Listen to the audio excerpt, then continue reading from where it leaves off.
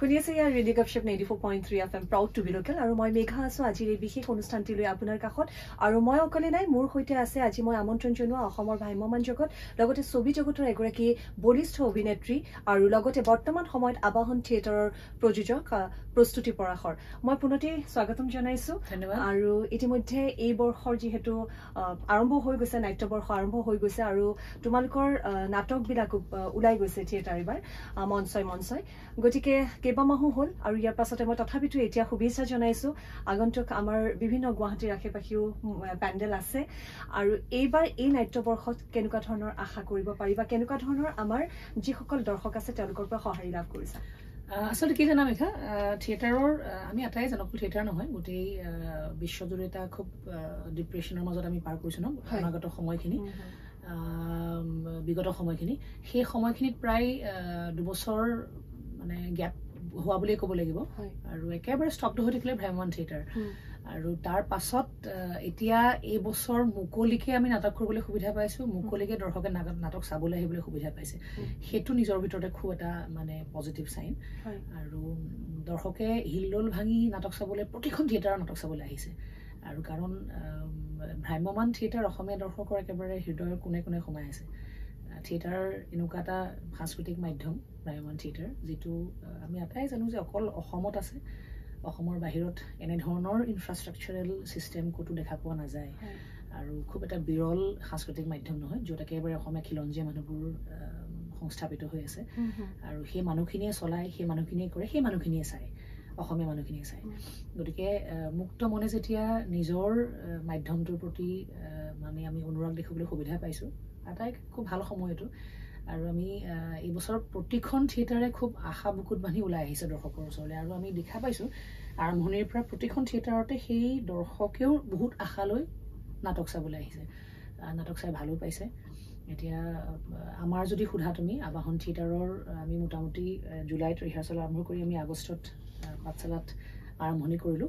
আৰম্ভণিৰ দিনাখনৰ পৰা দৰ্শকৰ যিখিনি সঁহাৰি পাইছো কৰবাত যেন নতুনকৈ আকৌ জীয়াই উঠিলে মানুহৰ এটা সাংঘাতিক স্পিৰিট থাকে যে তেনেকুৱা ধৰণৰ এটা কথা হৈছে এতিয়া আৰু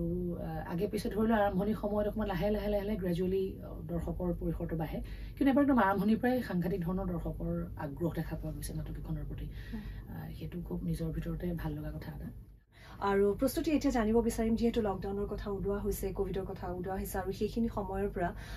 2টা বছৰ যদিও 2021ত থিয়েটাৰ অকণমান ওলাই আহিছিল আৰু চাগে প্ৰথম পদক্ষেপটো তুমিয়ে লৈছিলা কেইখনমান থিয়েটাৰ 5খন নে 6খন থিয়েটাৰে জাষ্ট বহুত দেৰিকে কিন্তু মঞ্চই গৈছিল বা ভ্ৰাম্যমান থিয়েটাৰ দৰ্শকৰ মাজলৈ লৈ গৈছিল তাৰ পাছত আসলে সেইটো বছৰতে ভবা হৈছিল যে অসমৰ যেটো বিশ্বৰ ভিতৰতে চহকী ভ্ৰাম্যমান থিয়েটাৰ য'ত কোটো নাই সেই ভ্ৰাম্যমান থিয়েটাৰ বন্ধ হৈ যাব নেকি তেনেকুৱা ধৰণৰ এটা ভয় আছিল একদম আছিল যেতিয়া লকডাউনৰ সময়খিনি আহিলে আৰু ইয়াত তুমি এটা বস্তু মানে স্বীকাৰ কৰিব লাগিব জানা মই প্ৰথমতে ক'লো যে একেবাৰে খিলঞ্জীয়া অসমীয়া মানুহখিনি এমপ্লয়েড হৈ থাকে আৰু যিখিনি টেকনিক্যাল মানুহ সেই টেকনিক্যাল মানুহখিনি তুমি বিশ্বাস নকৰিবা তেওঁলোকৰ শিক্ষাগত অৰ্হতা নাই কিন্তু ইমান ইকুইপড তেওঁলোকে নিজৰ কামৰ প্ৰতি তুমি যদি আজি তেনেজন আমাৰ অসমীয়া খিলঞ্জীয়া ডেকাজনক অটৰাই পেলাই তুমি এজন বেলেগ মানুহক কাম কৰিবলৈ লগাই দিয়া থিয়েটাৰত মানে 7টা জনমতো নোৱাৰিব যিখিনি মেণ্টেল লেবাৰ যিখিনি ফিজিকেল লেবাৰ তেওঁলোকে কৰি থাকে আৰু সেই কষ্টখিনি কৰিবৰ কাৰণে কিন্তু এটা আত্মিক সম্পৰ্ক লাগে জানা সেই ক্ৰাফ্টৰ প্ৰতি আৰু সাপোৰ্টটো কেনেকুৱা আছিল তোমাৰ সৈতে তেতিয়া কাৰণ সেই মানুহখিনি সেই লকডাউনৰ সময়তো সেই মানুহখিনিৰ অভাৱ অভিযোগ কম পায়ে আছে নহয় কাৰণ যিখিনি গ্ৰাউণ্ড লেভেলৰ মানুহ তেওঁলোকে এইটো কৰি আজি ইমান বছৰ ধৰি চলি আছে মাজে মাজে ওলাই যে বিকল্প চিন্তা কৰিব লাগিব বিকল্প কি চিন্তা কৰিব কাৰণ আজি এটা পৰিয়াল চলি থাকে থিয়েটাৰ পোৱা আৰ্জনখিনিৰ পৰা নিজৰ পৰিয়ালৰ ল'ৰা ছোৱালীৰ পঢ়া শুনাৰ পৰা মাক দেউতাকৰ দৰবৰ পৰা আৰম্ভ কৰি সব চলি থাকে যেতিয়া লকডাউন হলো সব স্তব্ধ হৈ গ'ল নহয় তেতিয়া যিমানখিনি পাৰো যতকি আমাৰ সামৰ্থ্য অনুসৰি যাকে যেনেকে পাৰিছো সহায় কৰিবলৈ চেষ্টা কৰিছো কিন্তু কিমান সময় লাগে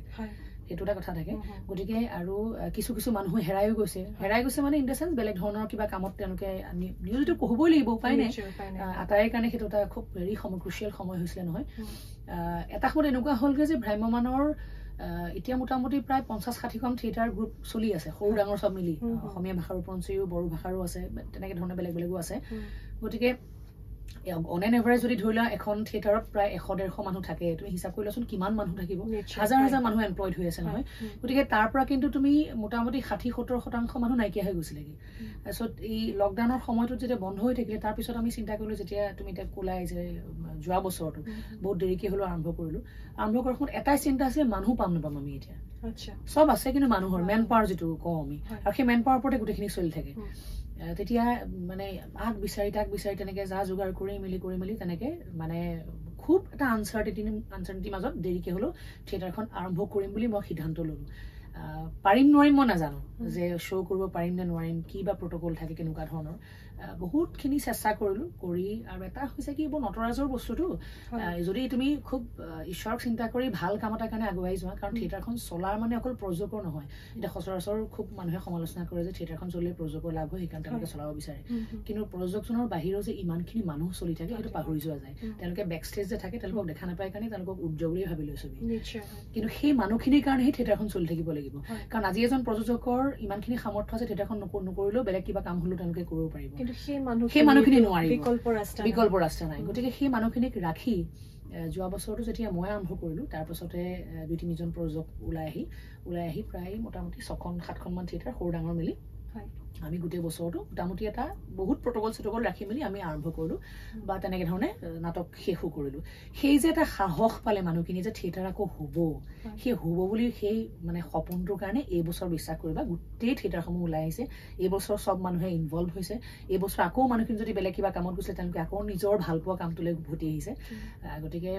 আমি ভাবিছিলো স্তব্ধ হৈ যাব আমি ভাবিছিলো নাইকিয়া হৈ যাব কিন্তু সেই আৰু ঈশ্বৰৰ কৃপা আৰু ৰাইজৰ এটা খুব মানে হেঁপাহ জড়িত যেতিয়া থাকে গতিকে বহুত মানুহৰ যেতিয়া পজিটিভ ভাইবছবোৰে কাম কৰে তেতিয়া সেইটো পজিটিভেই হয় সদায় নিশ্চয় হয় সেইটো ভাল লগা কথা আচলতে অসমৰ ভ্ৰাম্যমান থিয়েটাৰৰ সৈতে অসমৰ মানুহখিনিৰ এটা আত্মিক সম্পৰ্ক আছে যিহেতু থিয়েটাৰ নহলে তেওঁলোকে নোৱাৰি থাকিব তেওঁলোকৰো তেনেকুৱা এটা আৰু এইটো এটা খুব পজিটিভ চাইন বিচাৰিম যিহেতু বিশেষভাৱে এইবাৰ নাটক কৰা ছোৱালী যিখন তোমাৰ থিয়েটাৰত নাটক আৰু লগতে লোভিতা প্ৰতি বছৰে একোখন এনেকুৱা ধৰণৰ নাটক থাকে কনকলতা আছিলে মূলাগাভৰু কৰিলা জয়মতী কৰিছা সৰি কনকলতা নহয় এইবাৰ লোভিতা লৈছা গতিকে এনেকুৱা ধৰণৰ তোমাৰ সেই দেশপ্ৰেমৰ প্ৰতি তেনেকুৱা এটা চৰিত্ৰ লৈ প্ৰত্যেক বছৰে এখন নাটক তোমাৰ তাত থাকে ইয়াৰ বিশেষ কিবা কাৰণ আছে মই নিজে খুব এগৰাকী জাতীয়তাবাদী মহিলা জানা মই খুব নিজৰ দেশখনক ভাল পাওঁ নিজৰ ভাষাটোক খুব মই ভাল পাওঁ মোৰ নিজৰ মানুহখিনিক খুব ভাল পাওঁ আৰু ক'ৰবাত এটা অনুভৱ হয় যে হয় এটা বিনোদনৰ মাধ্যম এটা ব্যৱসায়িক দৃষ্টিভংগীৰে চোৱা এটা মাধ্যম য'ত পৰিয়াল চলি থাকে সকলো মানুহ চলি থাকে সংস্থাপনৰ এটা মাধ্যম তাৰ মাজতো এটা কিছুমান দায়িত্ববোধ থাকে যে আৰু এটা সময়ৰ পিছত যেতিয়া কিছুমান কাম কৰা যায় নিজক প্ৰশান্তি দিয়া কিছুমান কামো কৰি ভাল লাগে সেই প্ৰশান্তিটোৰ ভিতৰতে এই নাটকবোৰ পৰে যেনে ধৰি লোৱা মূলাগাভৰু কৰিলো মূলাগাভৰুৰ যেতিয়া কৰিছো নিজৰ ভিতৰত আমাৰ বহুত মানে ৰিচাৰ্চো হৈছে ইন দ্য চেন্স আমি নিজে বহুত পঢ়িবলগীয়া হৈছে ভুলো কৰিছো তাক শুধৰাইছো সেই ভুলবোৰৰ পৰা আকৌ শিকিছো গতিকে যেনেকে ধৰণে আমি ধৰি লোৱা শিকিছো তেনেধৰণে দৰ্শকো শিকিছে বহুত বস্তু ইনফৰমেশ্যন পাইছে বহুত আৰু আজিকালি তোমাৰ বুৰঞ্জীৰ পাত লুটিয়াবলৈ সময় নাই নহয় মানুহৰ হাতত কিতাপ পঢ়িবলৈ সময় নাই যে আমাৰ গতিকে নাটক এখনৰ বা অভিনয়ৰ মাধ্যমেৰে যিটো বস্তু মানুহৰ মনত সেই সাজটো বহুৱাব পৰা যায় আৰু নাটক চিনেমা এইবোৰ খুব ভাল মাধ্যম দৰ্শকৰ ওচৰলৈ বস্তুবোৰ ঠেলাৰ কাৰণে এতিয়া মূলাগাভৰু সেইকাৰণে সেই সময়খিনিক দেখুৱাবলৈ চেষ্টা কৰিলো বহুত কিতাপ পত্ৰ ৰিচাৰ্চ কৰিবলগীয়া হৈছে তাৰ কাৰণে জয়মতীক যেনেকে উপস্থাপন কৰা হ'ল যোৱা বছৰ জয়মতীৰ বিষয়ে আমি জানো জয়মতীৰ বিষয়ে নাটকো হৈছে কিন্তু জয়মতীৰ এটা বেলেগ দিশো আছিলে ৰাজনৈতিকভাৱে খুব সাংঘাতিক বিচক্ষণ এগৰাকী মহিলা আৰু তেওঁৰ সেই আমি সদায় তেওঁৰ স্বামী প্ৰেমটো জানো নহয় কিন্তু আচলতে সেইটো দেশৰ প্ৰেম তেওঁ দেশৰ কাৰণে নিজৰ স্বামী তেনেধৰণে সেইটো পৰ্যায়লৈকে নিছিলে আৰু সাংঘাতিক দেশপ্ৰেমী এগৰাকী মহিলা আছিলে জয়মতী সেই তেনেধৰণে জয়মতীক উপস্থাপন কৰা হৈছে জয়মতীখন চাই ইনফেক্ট বহুত দৰ্শকে কৈছে যে আমি আকৌ এবাৰ বুৰঞ্জী পাতবোৰ লুটিয়াব লাগিব বহুত বস্তু গম পাইছো ঠিক তেনেধৰণে লোভিতা জ্যোতিপ্ৰসাদ আগৰৱালাদেৱৰ অমৰ সৃষ্টি সকলো কাৰণ আমাৰ জাতিটোক আমি কল্পনাই কৰিব নোৱাৰো নহয় তেখেতৰ অবিহনে তেখেতৰ সৃষ্টিসমূহৰ অবিহনে লোভিতাখন সকলোৰে খুব এটা লোভনীয় চৰিত্ৰ প্ৰতিগৰাকী শিল্পীৰ কাৰণে আৰু এটা কথা খালি ক'বই লাগিব যে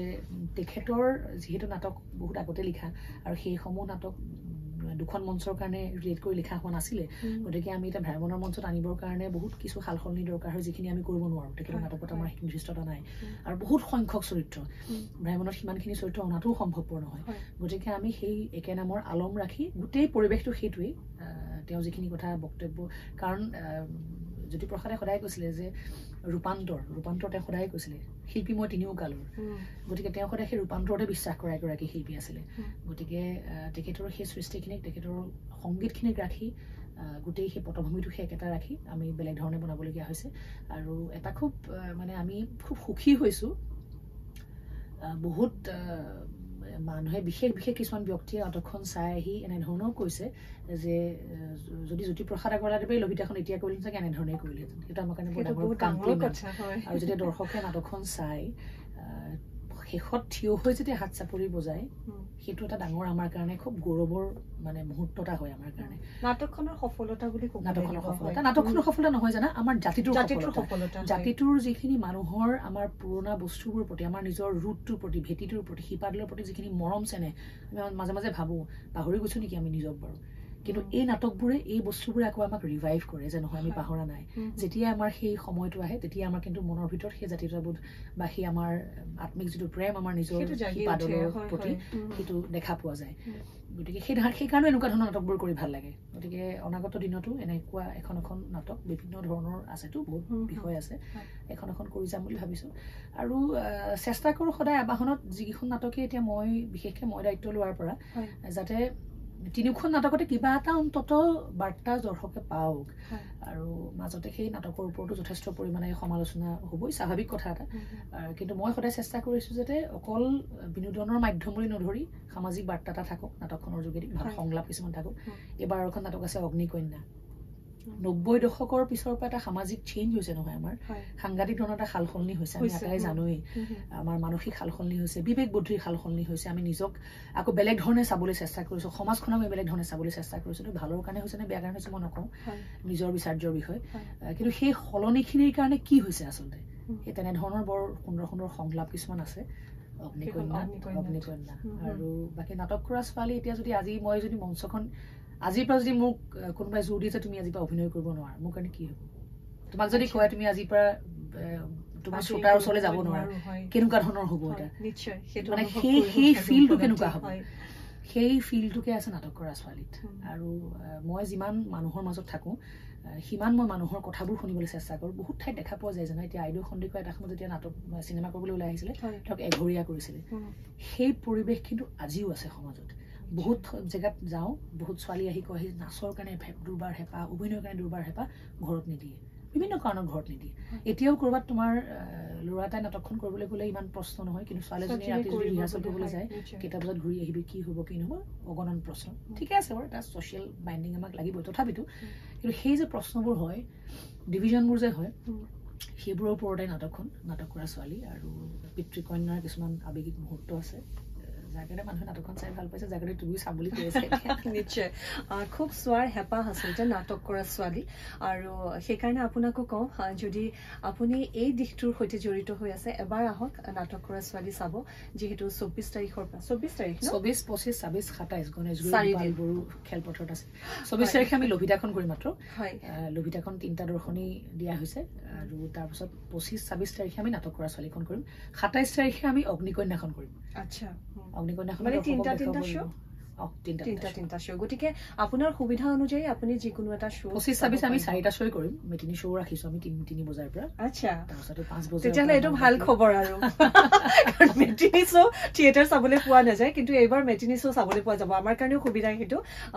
খুবেই ভাল লাগিলে আৰু এনেকুৱা ধৰণৰ ইনফৰমেশ্যনবিলাক আমাৰ জৰিয়তে পাই থাকিব আপোনালোকে আৰু প্ৰস্তুতে জানিব বিচাৰিম যিহেতু এখন থিয়েটাৰৰ প্ৰযোজক দায়িত্ব যথেষ্ট গোটেই নাটকখনৰ তাত থকা গোটেইখিনি মানুহৰ দায়িত্ব তাৰ লগতে নাটক চোৱাৰ দায়িত্ব আৰু অভিনয় কৰাৰ যিটো এটা নিজৰ দায়িত্ব থাকে কেনেদৰে গোটেইবিলাক মানে সম্ভৱ হৈছে কাৰণ তোমাৰতো এটা ফেমিলিও আছে তোমাৰ এজনী ছোৱালীও আছে কেনেকৈ সম্ভৱ সেইটো ভাবিলে বহুত টান যেন লাগে জানা যেতিয়া কৰি গৈ থাকে সহজ হৈ গৈ থাকে আৰু এটা হৈছে টাইম মেনেজমেণ্ট সময়ৰ কাম সময়ত কৰাৰ যাৰ অভ্যাস থাকে তেতিয়া বস্তুবোৰ সহজ হৈ যায় মোৰ আগৰ পৰা এটা স্বভাৱ যে পেলাই নথওঁ কাম কেতিয়াও এতিয়া কৰিবলৈ নোৱাৰিছো মন জনাই অলপ পিছত কৰিম সেইটো কেতিয়াও কৰা নাযায় আৰু নাযায় কাৰণে তোমাৰ এটা বিশাল এখন জগত বিশাল এটা পৰিয়াল সেই পৰিয়ালটোৰ প্ৰতিজন মানুহৰ আবেগৰ প্ৰতি লক্ষ্য ৰাখি প্ৰতিজন মানুহক সুখী কৰি ৰাখি দৰ্শকক সুখী কৰিবলৈ গৈ নিজে অভিনয় কৰাটো সঁচাকে টান কিন্তু কি হয় জানা মই আৰু এটা বস্তুত বিশ্বাস কৰোঁ যে সমজুৱা এটা প্ৰচেষ্টা যে থাকে এতিয়া মই অকলে একো কৰিব নোৱাৰোঁ বিশেষ কোনো মানুহে অকলে একো কৰিব নোৱাৰে সৃষ্টিশীল কামত সদায় এটা সহযোগিতা লাগে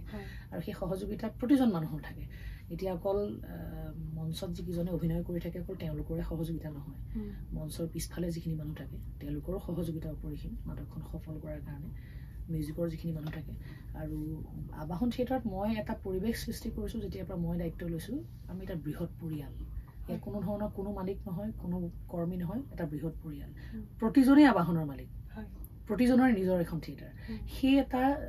মনোভাৱেৰে যদি কাম কৰা যায় প্ৰতিজন মানুহে নিজৰ 100% দিবলৈ চেষ্টা কৰে আৰু যেতিয়াই প্ৰতিজন মানুহে নিজৰ নিজৰ পাৰ্টবোৰ 100% কৰিব তোমাৰ পাৰ্টৰ টেনশ্যনবোৰ কমি আহে সেইটো বিশ্বাস কৰোঁ আৰু তাৰ কাৰণে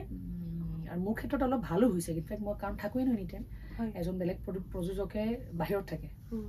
তেওঁ বাহিৰৰ পৰা চাবলৈ সুবিধা পায় কিন্তু মই ভিতৰত থাকি চাবলৈ গতিকে সেইটো মোৰ কাৰণে প্লাছ পইণ্ট আৰু সকলোৰে লগত একেলগে তেওঁলোকৰ সমস্যাবোৰ বুজি পাওঁ তেওঁলোকৰ অনুভৱবোৰ বুজি পাওঁ তেওঁলোকৰ আৱেগবোৰ বুজি পাওঁ বুজিবলৈ চেষ্টা কৰোঁ তেনেধৰণে কৰি লৈ গৈছোঁ যিহেতু তুমি আগতে আবাহন থিয়েটাৰত তুমি অভিনয় কৰিছিলা যেতিয়া কৃষ্ণদাৰ আণ্ডাৰত আছিলে নাটকখন তেওঁ প্ৰযোজক আছিলে তাৰ পাছত তুমি দায়িত্ব ল'লা থিয়েটাৰখনৰ আৰু সেই দুইটা সময়ৰ যিটো বিশেষ পৰিৱৰ্তন সেইটো তুমি কি বুলি ক'ব বিচাৰিবা থিয়েটাৰ পৰিৱৰ্তন তেতিয়া মই দায়িত্ব লৈছিলোঁ তেতিয়াও দায়িত্ব লৈছিলোঁ কৃষ্ণদাৰ আণ্ডাৰত থাকোঁতেও কাৰণ তেখেতে মোক নিজৰ জীয়েকৰ নিচিনা মানে স্থান দিয়ে এতিয়াও তেওঁৰ লগত তেওঁ সম্পূৰ্ণৰূপে থিয়েটাৰখনৰ লগত জড়িত হৈ আছে আৰু খুব ভৰসা তেওঁৰ আস্থাখিনি যিমান অপৰিসীম আস্থা মোৰ ওপৰত সেইটো মোৰ কাৰণে বৰ ডাঙৰ এটা গৌৰৱৰ কথা আচলতে কৃষ্ণদেৱৰ নিচিনা এজন অভিজ্ঞ মানুহ তেওঁ আজি প্ৰায় 40 বছৰ তেওঁ থিয়েটাৰখন চলালে মই 3 বছৰৰ পৰা এতিয়া আৰম্ভ কৰিছোঁ বা 41 বছৰ তেওঁ চলালে তেওঁৰ অপৰিসীম অভিজ্ঞতাৰ পৰা আমি বহুত বস্তু শিকিবলগীয়া আছে মই যেতিয়া তেওঁৰ লগত থাকোঁ তেওঁৰ পৰা মই যেতিয়া তেওঁক লক্ষ্য কৰি থাকোঁ তেওঁ কেনেধৰণে চলায় কেনেধৰণে তেওঁৰ চিন্তা ধাৰাবোৰ কেনেকুৱা ধৰণৰ হয় তাৰ মাজত তেওঁলোকৰ অভিজ্ঞতাৰ ওচৰলৈ আমি মানে চুবও নোৱাৰোঁগৈ তথাপিতো আমি শিকিবতো পাৰোঁ ন চেষ্টা কৰি থাকিব পাৰোঁ তেতিয়াও সেই দায়িত্বখিনি লৈছিলোঁ কিন্তু তেতিয়া দায়িত্ব ল'লেও ক'ৰবাত চাগে কিবা এটা পইণ্ট আছিলে যিটো পইণ্টত মই গৈ শেষৰ কামখিনি সদায় কৃষ্ণদাৰ ওপৰত পৰেগৈ কিন্তু এতিয়া হৈছে কি সম্পূৰ্ণৰূপে মোৰ ওপৰত মই যি কৰিম ভাল হ'লেও মোৰ বেয়া হ'লেও মোৰ আগতে ধৰি লোৱা যেতিয়া তেখেতৰ আণ্ডাৰত আছিলোঁ কামখিনি যদিও কৰিছোঁ যদি ভাল হৈছে তেওঁলৈ গ'ল বেয়া হ'লেওতো তেওঁ ফেচ কৰিব লাগিব গতিকে কিন্তু এতিয়া যিহেতু নিজৰ সম্পূৰ্ণৰূপে গতিকে দায়িত্বখিনি বহুত বেছি বাঢ়ি গৈছে কিন্তু যিটো মেনেজাৰিয়েল পাৰ্ট যিখিনি চোৱাৰ পাৰ্টটো আগতে যিটো আছিলে এতিয়াও সেইটো আছিলে ৰিস্কটো এতিয়া বেছি আচ্ছা হয় যি নহওক বাৰু তেন্তে আমি চাওঁতে চাওঁতে সময় হৈছে শেষত মই প্ৰস্তুতি এটা কথা জানিব বিচাৰিম যিহেতু ভ্ৰাম্যমান থিয়েটাৰ মই কৈছোঁৱেই যে বিশ্বৰ ভিতৰতে চহকী বুলি ক'ব লাগিব আটাইতকৈ ক'তো নাই আচলতে ভ্ৰাম্যমান থিয়েটাৰ আৰু সেইকাৰণে বাহিৰৰ পৰা বিদেশৰ পৰাও মানুহে ভ্ৰাম্যমান থিয়েটাৰৰ কাৰণে জানিবৰ কাৰণে আহে তেওঁলোকে ৰিচাৰ্চ কৰিবলৈ আহিছে চাবলৈ আহিছে আৰু তেওঁলোক আচৰিত হৈছে কিন্তু শেহতীয়াভাৱে আমি জানো যে 2019-20 চাগে তেনেকুৱাত নেকি আবাহন থিয়েটাৰ ৰাষ্ট্ৰীয় পৰ্যায়ত মানে নাটক কৰিবলৈ গৈছিলোঁ সেইটো কেনেকুৱা ধৰণৰ তেতিয়া আচলতে বেংগলোৰ এখন অসম ছ'চাইটিৰ কেইজনমান ব্যক্তিয়ে আমাক নিমন্ত্ৰণ জনাইছিলে তাত যিখিনি অপ্ৰবাসী অসমীয়া আছে বেংগলোৰতো বহুত অসমীয়া মানুহ আছে নহয় যিখিনি মানুহে ধৰি লোৱা বহুত বছৰ ধৰি তাত কৰ্মৰত হৈ আছে থিয়েটাৰ চাব পৰা নাই তেনেধৰণে আমাক নিমন্ত্ৰণ জনালে 3খন নাটক লৈ আমি গ'লোঁ 2019 চনৰ আমি এপ্ৰিলত তেনেকুৱা মানত গৈছোঁ সেই আগৰ ছেশ্যনটো শেষ কৰিয়ে গৈছোঁ আৰু অভাৱনীয় এটা পৰিৱেশৰ সৃষ্টি হৈছিলে তাত বেংগলোৰত ইমান মানুহৰ মানে হেঁপাহ দেখিছোঁ থিয়েটাৰৰ প্ৰতি আৰু যিখিনি আমাৰ অসমীয়া মানুহে থিয়েটাৰখন চাবলৈ আহিছে হিল দল ঠেলা হেঁচা মানুহৰ ইমান এনেকুৱা ধৰণৰ পৰিৱেশ এটা তাৰ ওপৰঞ্চি আৰু এটা বস্তু দেখি বৰ ভাল লাগিলে যিখিনি কৰ্ণাটকৰ যিখিনি নাটকৰ লগত জড়িত হৈ থকা মানুহ বা কালচাৰেলি এক্টিভ মানুহ তেওঁলোকেও নাটকখন চাবলৈ আহিছে কিন্তু তেওঁলোকে বেক ষ্টেজটো চাইছে তাৰমানে ইমান ইউনিক ভ্ৰাম্যমান থিয়েটাৰ সন্মুখৰ ওপৰতো চবেই কি নাটক চবেই কি কিন্তু বেক ষ্টেজত যিখিনি কাম চলি আছে সেইখিনি ইউনিক থিয়েটাৰৰ তেওঁলোকে তুমি বিশ্বাস নকৰিবা সব মানুহ পিছফালে গৈ আমাৰ পাৰমিশন লৈ লৈছে খুলি লৈছে আমি চাওনে আপোনালোকে চাওক কাৰণ সেই ইনফ্ৰাষ্ট্ৰাকচাৰেল যেটো বস্তু চলি থাকে এই যে তাল মিলত যে প্ৰতিটো বস্তু সেকেন্ডে সেকেন্ডে ইটো খলনিহ কিটো খলনিহ সব যে চলি থাকে 360 ডিগ্ৰী এংগলত যে গুটে বস্তু চলি থাকে সেই বস্তুটো চাবলগীয়া কথা তেওঁলোকে তেনে ধৰণে চাইছিলে আৰু তাৰ মাজত এতিয়াও বহুত মানুহ আহে থিয়েটাৰৰ আসলে সেই পেন্ডেলৰ খুঁটাটো পুটাৰ পৰা আৰম্ভ কৰি গোটেই পেন্ডেলটো বনোৱাৰ পৰা আৰম্ভ কৰি কাপোৰ কানি লগোৱাৰ পৰা আৰম্ভ কৰি নাটকখন শেষ কৰি উঠি এঘণ্টাৰ ভিতৰত পেন্ডেলটো ভাঙি আকৌ সামৰা লাগে সেইটো কিন্তু চাবলগীয়া কথা আচলতে থিয়েটাৰ যিসকলে ভাল পায় থিয়েটাৰ নাটক চাই ভাল পায় কিন্তু মই ভাবো এই ভিতৰৰ কথাখিনি বেছি চাবলগীয়া নিশ্চয় আৰু তাত মই আকৌ কৈছো তাত যিখিনি মানুহে মানে কাম কৰি থাকে তেওঁলোকৰ যিখিনি কষ্ট হয় এতিয়া মই নিজে এনি টাইম থাকো কাৰণে মই গম পাই থাকো মানে বহুত হেভি লোহা অলংকাৰ দাঙি মেলি তেওঁলোকে বোকা হওক বৰষুণ হওক কেতিয়াবা আন্ধাৰ হওক লাইট চাইট নাথাকে কেতিয়াবা তেনেকুৱা হয় গতিকে সেইটো পৰিৱেশটো ধুমুহা বতাহ আহে তাৰ মাজতো কাম কৰি থাকিবলগীয়া হয় কিন্তু এটা আত্মিক সম্পৰ্কৰ কাৰণে কৰি থাকে আৰু থিয়েটাৰ এনেধৰণেই চলি থাকিব ভ্ৰাম্যমান থিয়েটাৰ বহুত সময়ত আমি দেখা পোৱা গৈছে যে আপছ এণ্ড ডাউন চবতে আহে কিন্তু অসমীয়া দৰ্শকে সদায় মানে প্ৰাণকেন্দ্ৰ একেবাৰে ভ্ৰাম্যমান থিয়েটাৰ সেইটোতো সেই বেংগলোৰত যেতিয়া তোমালোকে কৰিবলৈ গৈছা তোমালোকক যেতিয়া আমন্ত্ৰণ জনাইছা তাতেই গম পাইছা যে মানে ভাৰতৰ য'তেই নাথাকো মানুহখিনি যদিও অসমৰ পৰা দূৰত আছে তেওঁলোকৰ কি দুৰ্বাৰ হেঁপাহ প্ৰাণত মানে সেই ভ্ৰাম্যমান থিয়েটাৰ হয় সোমাই আছে আৰু লগতে এতিয়া যিহেতু এগৰাকী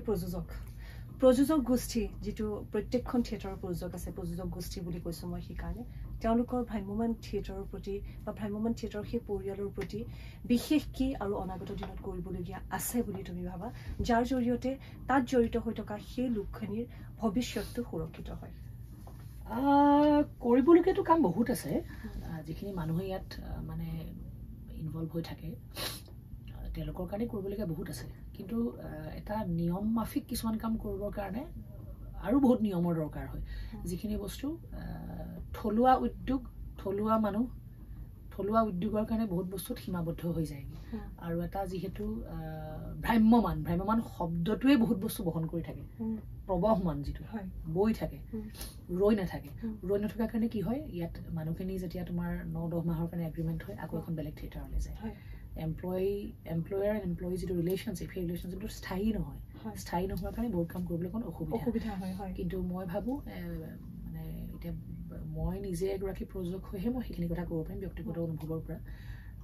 কিন্তু ধৰা যিখিনি মানুহ এখন থিয়েটাৰত বহুত বছৰ ধৰি একেখন থিয়েটাৰতে কাম কৰি আছে তেওঁলোকৰ কাৰণেও ধৰা পাৰি বহুত কাম কৰিব পাৰি আৰু ইনফেক্ট কৰিও থাকে তেনেধৰণে এতিয়া সেই কিছুমান বস্তু প্ৰচাৰ কৰা নাযায় কোৱা নাযায় যে আমি কি কৰিছো কিন্তু বহুত প্ৰযোজকে বহুত মানুহক তেনেকে সহায়ো কৰি থাকে আৰু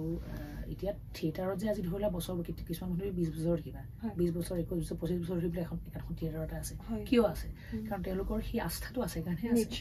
আৰু সেই আস্থাটো প্ৰযোজকজনে দিছে কাৰণে হৈছে গতিকে তেনেধৰণে বহুত সহযোগিতা কৰি থকা যায় মানুহখিনিৰ প্ৰতি আৰু